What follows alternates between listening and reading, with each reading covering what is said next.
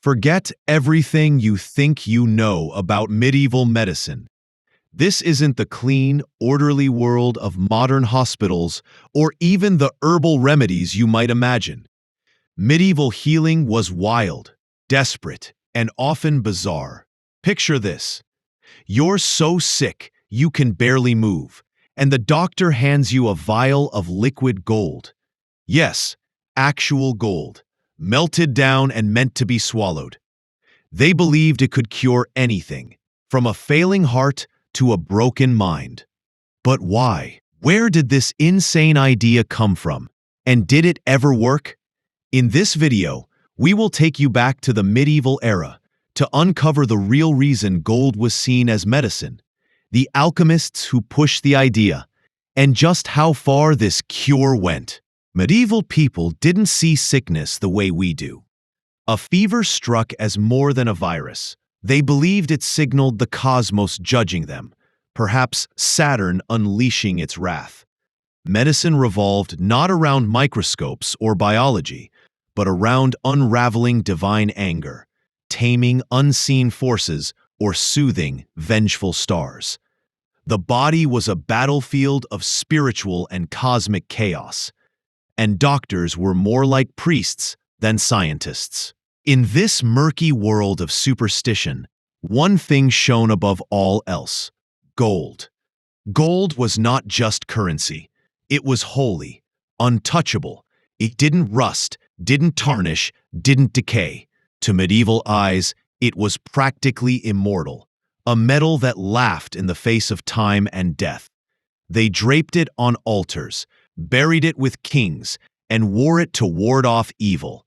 So it came naturally to people to wonder, if gold could defy death on the outside, could it do the same inside the body? Big names like Avicenna, the Persian genius, and Galen, the Roman doctor whose ideas ruled medieval medicine, fed this belief.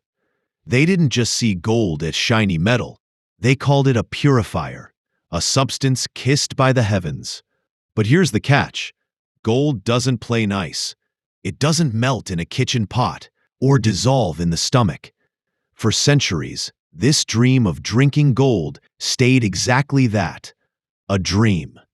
That is, until rumors from the East reached Europe's shadowy alchemical labs, whispers of a liquid so potent it could break down the king of metals itself.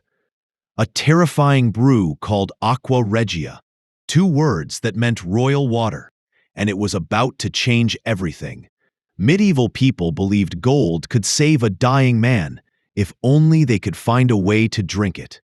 But how could they swallow a metal that refused to yield? How could they turn the eternal into medicine? This is where their story takes a strange, almost mystical turn. In the 8th century, a man named Jabir ibn Hayyan, known to the West as Geber, changed everything. No mere tinkerer, he was the father of Islamic chemistry, a hidden genius working behind bolted doors. His discovery was terrifying. Aqua regia, a brutal mix of nitric and hydrochloric acids that could do the impossible: dissolve gold itself. For the first time, people saw gold as vulnerable. It could be broken, liquefied, blended, or even turned into something they could consume. This wasn't just a chemical feat. It was as if they had cracked a divine code. But alchemists like Geber weren't chasing gold for profit. They weren't after coins or riches. Their aim was far wilder: immortality. They believed that with the right blend of metals, minerals, and cosmic timing, they could create the elixir of life. And if any substance carried a heavenly spark, it was gold, the metal that mocked decay. From this obsession came something dazzling: aurum potabile, or drinkable gold. Not just melted metal poured into a cup, but a potion crafted with precision. Gold mixed with herbs, acids, and secret ingredients, sealed in vials like holy relics.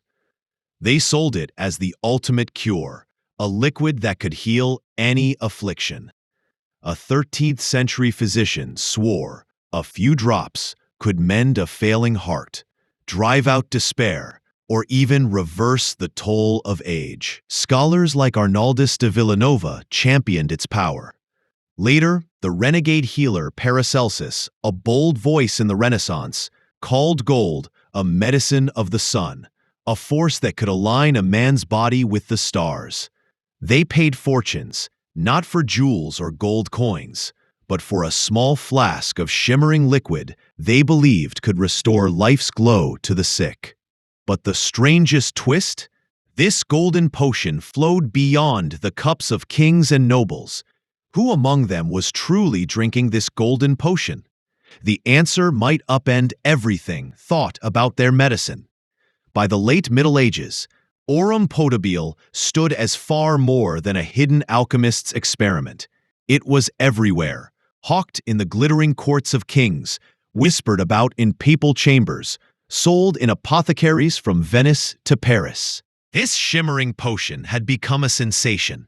Kings and queens downed it, hoping to fend off the plague's deadly grip.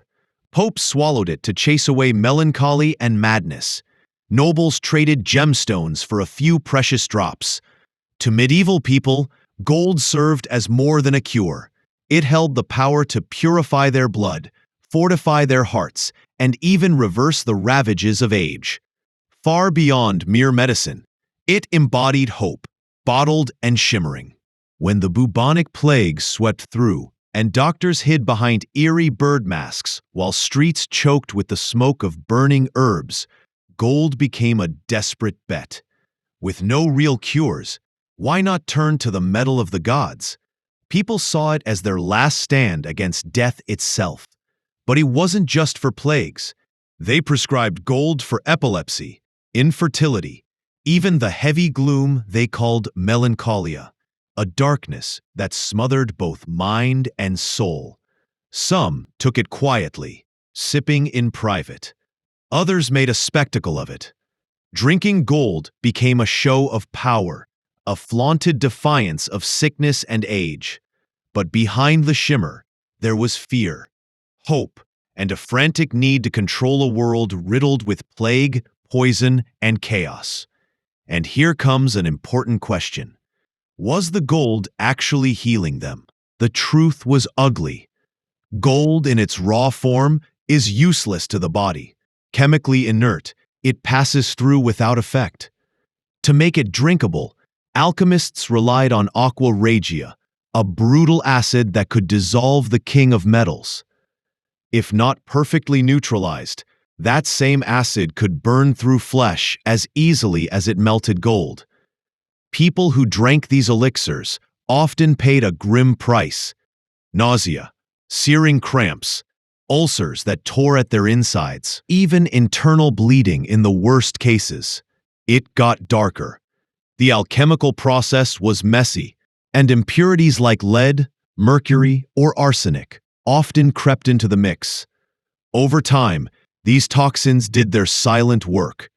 Trembling hands, fogged minds, failing organs. Medieval people chalked it up to age or divine wrath, never suspecting their golden cure was poisoning them. Yet, they kept drinking. The dream was too strong. Gold, the metal that defied decay, promised to make their frail bodies just as eternal. It was a fantasy too dazzling to let go. So it came full circle. People started with a symbol, gold, untouched by time. Alchemists found a way to liquefy it. Nobles, popes, and plague-ravaged elites turned it into a status symbol, a beacon of hope. In the end, too many learned the hard way.